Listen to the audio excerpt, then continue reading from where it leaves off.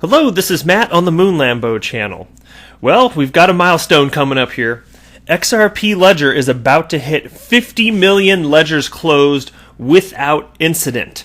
No problems whatsoever after the official launch of the XRP Ledger. Now, there's always this claim out there, this FUD claim, that 32,000 blocks have gone missing, and I am going to address that.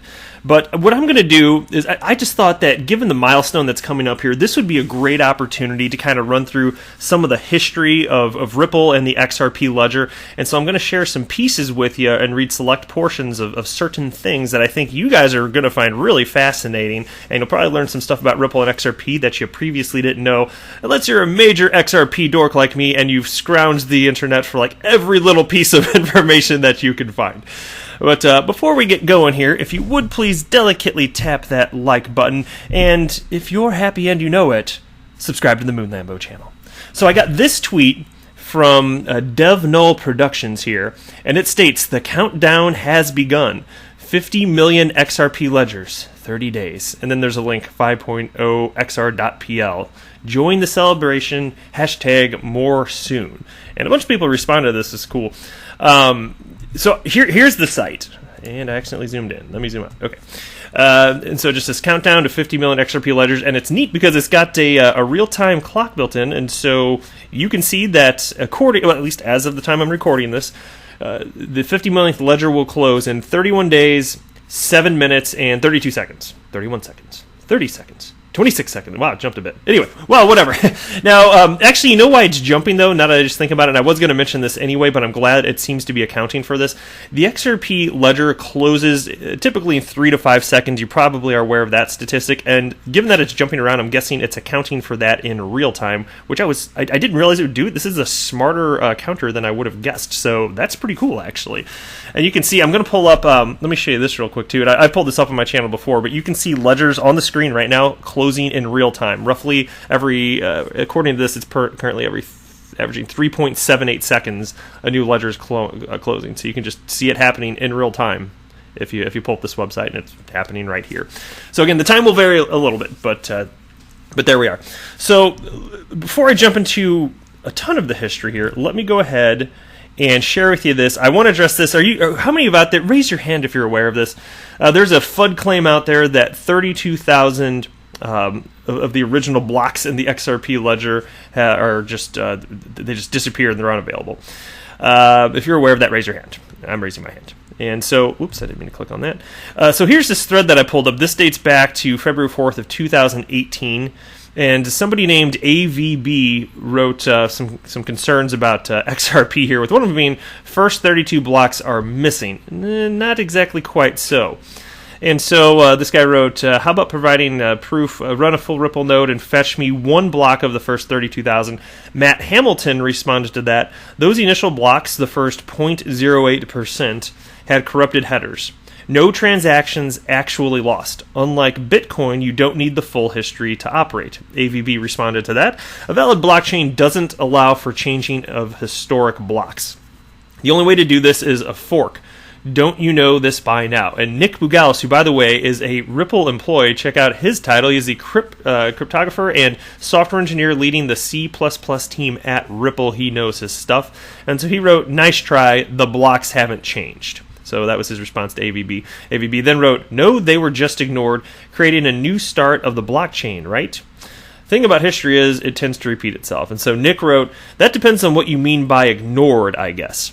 All the unavailable blocks are there and represented as a 256-bit hash in the first available block. The salient point is that this doesn't disqualify the XRP ledger from being a blockchain, which was your initial premise here. And by the way, I do want to point out, I'm going to show you something that David Schwartz wrote in just a second. I do want to share it with you. I want to point out, though, that when this flaw was discovered, I want to note that XRP ledger itself was in beta. It hadn't even been released yet.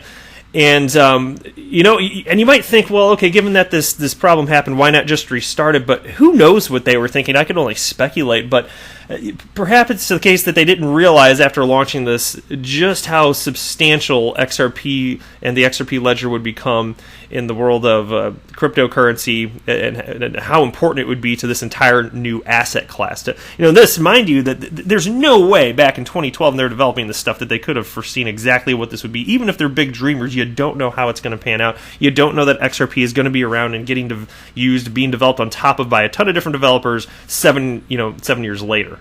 So I don't really fault them for that, but the fact does remain that it was in beta. So here is it's on BitcoinTalk.org. This is something that David Schwartz wrote, and this is dated June 2nd, 2013. So this is way back in the day. And I want to share this with you because I think most people are unaware of this, but it's worth knowing if you're a fan of XRP and if you're part of the XRP community. So again, of course, David Schwartz, you probably know, he is Ripple's Chief Technology Officer and co-creator of the XRP ledger.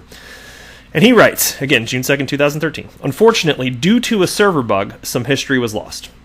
You can't trace all the way back to the Genesis ledger. You can trace back to ledger 32,570.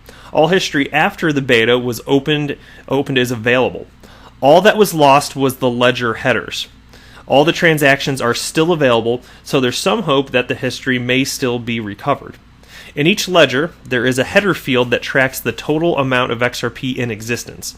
It is easy to check that the total XRP in the ledger equals the amount in the header, in that the header field equals the previous ledger's total less the total of all transactions. There are no mechanisms to create or destroy XRP, and any change that did so would be immediately detectable. All ledgers after 32,570 are publicly available. Each ledger contains the hash of the previous ledger and all the transactions that were applied to turn the previous ledger into this ledger.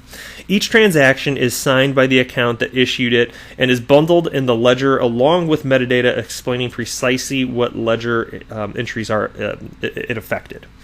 If, for example, XRP were to somehow appear, there would have to be an accepted ledger before the XRP appeared and an accepted ledger after the XRP appeared. All these ledgers would be signed by the majority of validators, or they wouldn't have been accepted. In the first ledger after XRP appeared, there would either have to be a transaction whose metadata included the increase in XRP or not. If not, then there is 100% conclusive evidence that a stated invariant was broken. An account's balance may not be changed without a transaction whose metadata shows the change. If so, then there is still 100% conclusive evidence that a stated invariant was broken. An account's metadata may only change the total XRP in the ledger by destroying its transaction fee. This would all be conclusively provable by anyone who cared to look. And so the point that I wanted to make, I did want to address this since we're talking about 50 million ledgers being closed, but once it went into, for lack of a better term, production mode, once the final version of XRP went, it's always being edited and developed, okay. But the actual production version, if I could just use that, because I don't have a better term off the top of my head, from there on out, after this beta, there have not been problems with ledgers being closed. There have been no incidents, nothing like this. So everything's perfectly fine. This was acknowledged back in the day when it happened, and they moved forward because the technology was completely sound. They didn't scrap it and just start over. There was no need. It doesn't matter. Unfortunately, it allows for fudsters to still bring this up as if it was actually some sort of problem. But it is, matter-of-factly, not a problem. Now, let me share with you, I'm just going to read parts of this. This is a long piece. I'm going to link below if you want to read the whole thing. Go ahead. I'm going to read big chunks. This is not a channel where I just read stuff to you. I like to share my thoughts. I mean, I do read stuff, but I always like to explain what things mean and share with you my interpretation along the way. So with this, I might be doing a little bit more reading than normal, but given the nature of the content, I think that's reasonable because we're talking largely about the history, and I still think you'll find this really interesting. So this is from a piece on, medium.com, and it's from September 12th, 2018, a brief-ish history of XRP. And the piece begins, like it or not, XRP has grown to become one of the success stories in crypto, with a large community of supporters behind it, yet it remains one of the most controversial assets within the space. Whilst this is not a comprehensive analysis, by learning from its history, perhaps we can present an overview of what has led to its key successes so far, and also why it's still the subject of so much hate. And by the way, one of the other things that I like that's covered in here, which I will be sharing with you, is the creation of the XRP community itself, because I'm a part of it, and if you're listening to this, you're probably part of the XRP community. I'm willing to bet you'd probably consider yourself one of the members if you participate in any capacity, even if it's just saying hi to people and asking questions on Twitter. You're still part of it, and this actually goes back to the beginning of this also. I'm going to skip through a bunch again, but let me start with this part, which has to do with the background of XRP. And it states, XRP was conceived by its founders Chris Larsen, Jed McCaleb, and Arthur Brito in 2012. However, the events that led up to this started many years before and provide an important background to the digital asset. And then there's a subheading here titled Ripple Pay. And Ryan Fugger, or Fugger, it looks like Fugger to me is his last name, but I keep hearing most people pronounce it as Fugger, so I guess I'll go with that. So Ryan Fugger is a web and decentralized systems developer from Vancouver, Canada, and the founder of the Ripple project, RipplePay.com, essentially the predecessor to what has now become the XRP ledger. This was back in 2004, way before Satoshi Nakamoto penned the famous Bitcoin white paper on 31st of October 2008. RipplePay.com was launched by Fugger in 2005 and is described as a financial service that allows you to extend credit lines to your friends, family, and associates and make secure payments in traditional and online currencies by a version of the site that still exists. Even the Bitcoin founder is thought to have commented on this version of Ripple in a response to a query from Mike Hearn, who is a former Bitcoin core developer, now is at R3. In 2009, Satoshi stated, Ripple is interesting in that it's the only other system that does something with trust besides concentrate it into a central server. Meanwhile, Jed McCaleb, the former owner of Mt. Gox, now co-founder and CTO at the Stellar Development Foundation, had been working on the eDonkey network, a decentralized peer-to-peer file-sharing network. Is that name, just a quick question, is that name more ridiculous or less ridiculous than Moon Lambo? Let me know in the comments below. In May 2011, however, his attention turned toward developing a digital currency system, the XRP ledger, along with Arthur Brito and David Schwartz, now chief strategist and chief cryptographer, respectively, at Ripple. Actually, that's now out of date. David Schwartz is no longer chief cryptographer. He is CTO. He took that position over from Stefan Thomas, who went on to found Coil. And then it continues, who joined him later that year, by which the members of a network validated the transactions in contrast to the proof-of-work system that was by then being used with Bitcoin. Chris Larsen, now executive chairman at Ripple, who had co-founded several Silicon Valley tech startups, joined Jed in 2012, and together with Jesse Powell, founder and CEO of Kraken, they reached out to Fugger to discuss their concept. Following negotiations with Fugger and members of the existing Ripple Pay network, Fugger agreed to pass over control of Ripple Pay to them.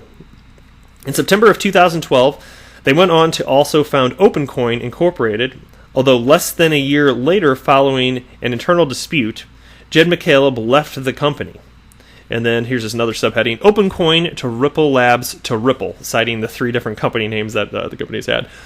OpenCoin then began developing the protocol, building on the work done by Fugger, the founders and initial architects seeking to enable the near-instant direct transfer of payments between two parties in any currency.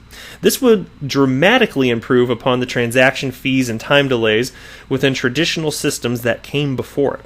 Amongst early investors in OpenCoin were Andreessen Horowitz, Bitcoin Opportunity Fund, now Digital Currency Group, Roger Ver, and Google Ventures, helping to provide an initial capital injection to OpenCoin and the projects it was working on.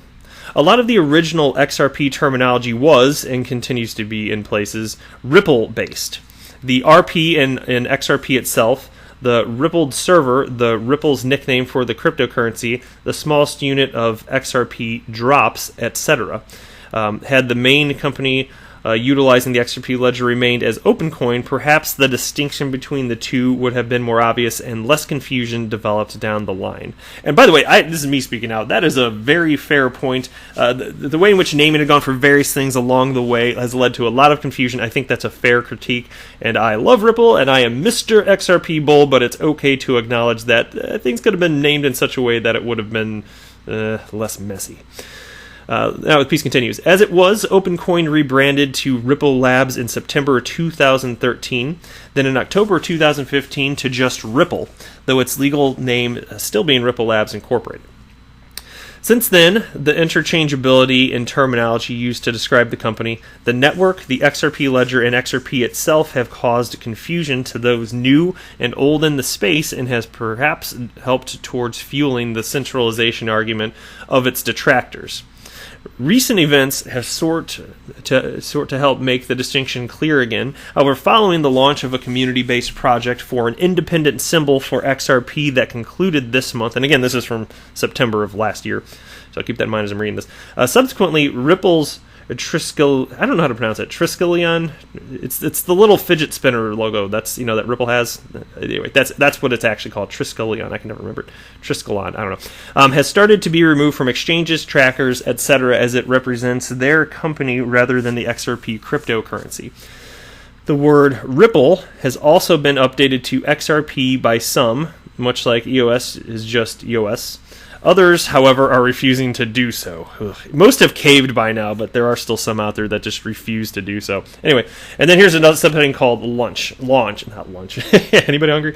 Launch. XRP came into existence in 2012 with a 100 billion supply, of which 20 billion XRP were retained by the creators. Jed, Chris, and Arthur, also founders of and shareholders in OpenCoin. And the remaining 80% were gifted to OpenCoin Incorporated.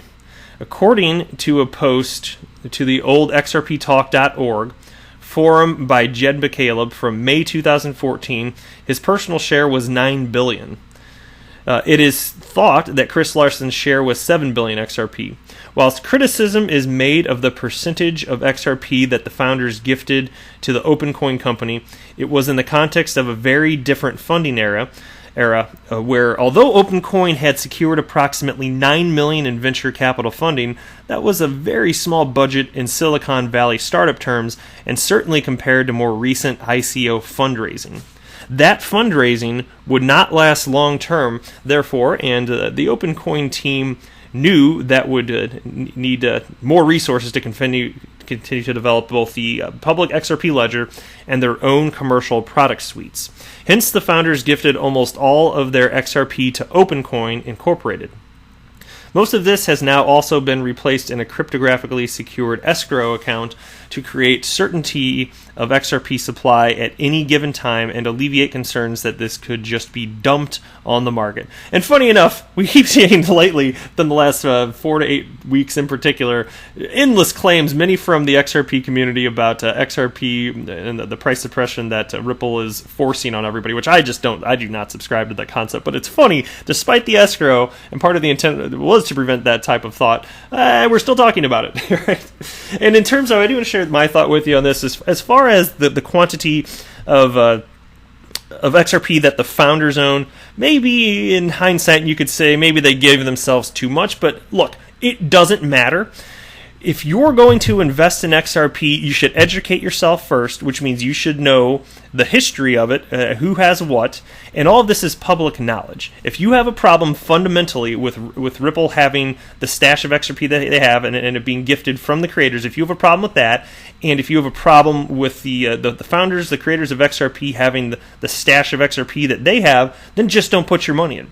I did know that from the beginning, and I was okay with it. I'm happy because Ripple, you know why? Ripple's the biggest developer, most noteworthy developer building on top of the XRP ledger.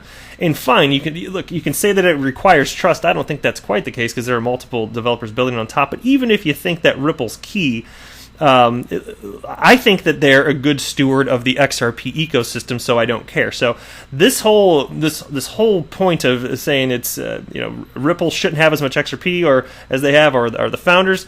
Well, if you think that, fine, just don't invest, but it's not something that's going to halt the project, and it's not going to be problematic. It just doesn't matter. If you have beef with it, don't invest. That's that. So, and I clearly don't have beef. I'm well aware of it. If it were hidden, then I'd be, and I found out later on, well, maybe I'd be a little more upset, but it's not hidden. Anyway, Piece continues. Long before there was any concept of an ICO, there were also public giveaways or airdrops of XRP on Bitcoin Talk forums. At least one of these receivers seemed to exchange them for Bitcoin fairly quickly. However, something which in hindsight he may or may not regret. Other airdrops and charitable cause giveaways continued into late 2013 too, all designed as methods to promote XRP adoption in contrast to later fundraising methods used by other crypto projects. Now here's a subheading, post-launch. The airdrops to forum participants created a great deal of interest and buzz around the digital asset.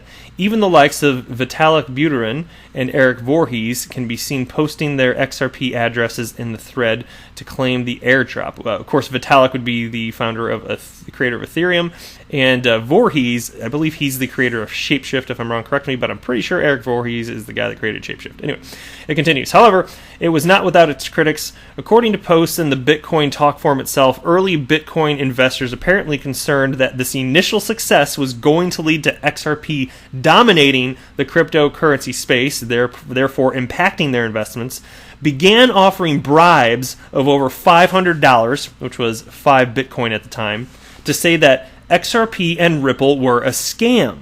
I'm not sure how many of you are aware of that, but yes, early Bitcoin maximalists, I'm sure there weren't many coins back then, might as well call them that, Bitcoin maximalists, were spreading lies back then too, and trying to impact the price of XRP and make it go away, and they failed, didn't they? But yeah, they were literally offering bribes to have people lie about XRP. That's shameful. And the piece continues. One Bitcoin Talk member recalls receiving a message saying that a user going by the name of Trade Fortress was paying forum members 5 Bitcoin to edit their posts in this thread to say that Ripple is a scam. He went on to say that the message even provided the exact text Trade Fortress wanted each user to post. Ripple is a scam! Exclamation point.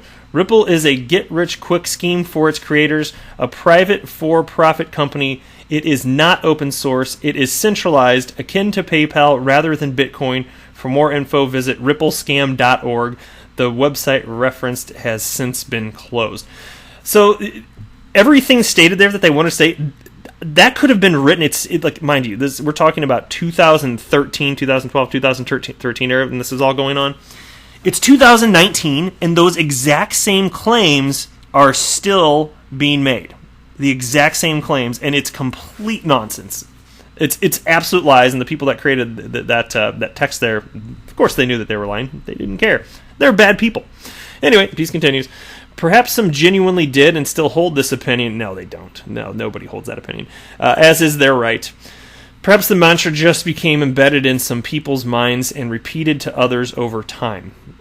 Well, yeah, the people that just believed the lie, okay, fine. But the initial people that stated it, making these claims, they knew they were lying. Anybody that just fell for it, okay, you can be tricked, fine. But the original people writing this garbage, oh, no. They were liars. They're bad people.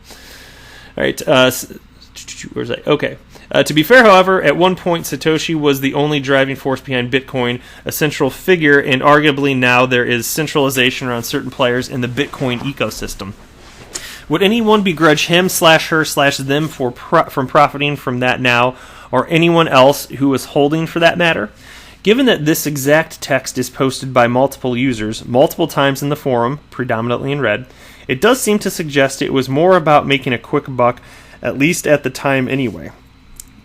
Some Bitcoin supporters who had defended accusations against Bitcoin being a Ponzi scheme and a scam prior to that were now using the same tactics against XRP. Unfortunately, this winner-takes-all mentality still remains a crypto challenge today. Maximalists in any industry who had first-mover advantage never thought anything else could or would surpass their company/platform/product/service either. Yeah, isn't that the truth? By mid-2013, an XRP community had begun developing. And this is cool. So with the XRP Talk forum spinning off from Bitcoin Talk members that saw the potential XRP had to offer. Though eventually XRP Talk was replaced by XRP Chat, the forum was the catalyst behind the growth of the XRP community, which is now one of the largest in the crypto world and active across various social media platforms. XRP then began to increase its trading volume, though initially dependent on a small number of exchanges, including Bitstamp and GateHub. The volumes were small compared to today's standards, but an important step in establishing XRP as one of the most widely exchanged cryptocurrencies post-2016. Isn't that some cool stuff? And again, so this isn't intended to be a full history of XRP, but I wanted to give you some background and some of the really key points. And I thought that piece was really well written. And there's a lot more to it. So if you want to read on, again, it's linked below. You can learn even more. But I don't want this video to be outrageously long, so I've just shared with you some of the parts that I thought were most pertinent in it. I want to share with you this now too, and we're probably getting close to the end of the video here, but I do want you to see this. This is a piece written by Thomas Silkjaer, and I'm sure that I'm butchering that. I've cited his name on this channel so many times. Somebody tell me how to say it if you know. Thomas Silkjaer, I don't know. Anyway, this is from May 13th of 2019, so this is pretty new. And this is from Forbes.com. And he's a contributor, and he's part of the XRP community. And this is titled Visualization, the XRP Ledger Expanding Over Time. And there's going to be a visualization video, which I am going to share with you here. Let me read a little bit first, though. On the XRP ledger, unlike most other blockchains, accounts require activation. Anyone with an account on the ledger can activate a new account by sending the base reserve, which is currently 20 XRP. Reserves are an amount of XRP you lock in return of owning an object on the ledger. This activation mechanism serves the purpose of protecting the ledger from, e.g., denial of service attacks, spam, and other malicious use. The trade-off is that the base reserve amount is locked and accounts are unerasable, and then parentheses writes, which may be subject to change in the future if validators vote in support of an amendment enabling deletable accounts. Again, so currently not possible to delete accounts. Then it continues. In this visualization, birth, all accounts on the XRP ledger is represented by a dot, and all activations are represented by a line, labeled version below. Scope. Check this out. So what I'm about to show you, it's a visualization of the XRP ledger from January 1st, 2013 through April 30th, 2019. And you can see the graphic on the screen of it, the final version, presumably it's April 30th, right? Yeah.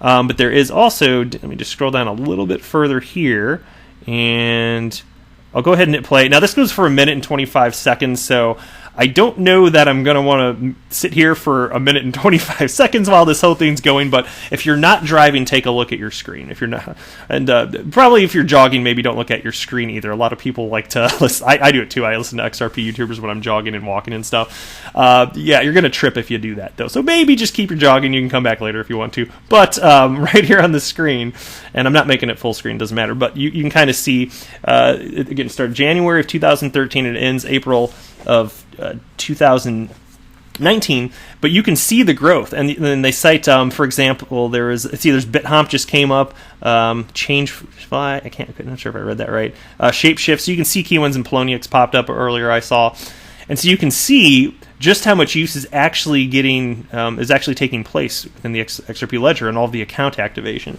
And so in the context of all of this, I will say this. As I sit here reading this, and we're about a month away from seeing 50 million ledgers close without a hitch, as we're reaching this point, and we're seeing more and more account activations, it's just the story of success that is the XRP ledger. Juxtapose that with all of the fear out there regarding short-term price action, even the price over the last 12 months, which most people haven't had a lot of fun with. You know, it's still such early days, and the progress that has been made. When I think historically what has happened, and I see the real world adoption of XRP, am I personally worried in any capacity about this price action? Am I going to be worried if it goes down to 15 cents No, unless there's new reason to be. None of this is financial advice, but I'm just saying, unless there's, you see a major flaw that would kill the XRP ledger, I can't imagine that, but, something like that. There would have to be something catastrophic. But as long as you see real continued adoption of the XRP ledger, you see developers building on top, that means that it's a healthy, young, but healthy XRP ecosystem, and that's what we're looking for. And I think that the world will continue to acknowledge it. The world is slowly coming around to it, but we're talking about a nascent asset class here. And in terms of investment, most people are treating altcoins more or less the same. It's like they're voting on the asset class rather than XRP. But I'm voting on XRP because to me, utility, real utilization actually matters. That's my entire investment thesis. That's it. I'm not a trader. I'm never going to be a trader. TRADER. Never. I'm just going to hold because I have confidence that my investment thesis makes sense. Last thing here, and then I better wrap up this video. This is a tweet from Blockchain Barrister, and I just happened to come across this today, and it's a tweet from today. And in the context of what I just shared with you, I thought it made sense to read this. He writes, "Here's a few facts for some new people or those who don't know much about Ripple and XRP." And there's 5 points. Number 1, XRP was once called OpenCoin. 2, OpenCoin was gifted to Ripple. 3, Ripple can't print more XRP. I don't know what he means by OpenCoin is gifted to Ripple, by the way. Maybe I didn't remember reading that when I read this earlier. So maybe scratch that one unless he needs to clarify that and I'm missing something. 3, Ripple can't print more XRP. 4, Ripple cannot freeze your funds. 5, XRP is one of the fastest digital assets on the planet. Well, that's it for this video. Thank you so much for watching. I hope you enjoyed this one. Feel free to share any comments below. I'd like to hear your take on all this. I am not a financial advisor. Do not buy or sell anything because of anything that I say or write. That would be a very, very, very bad idea. Until next time, to the moon, Lambo!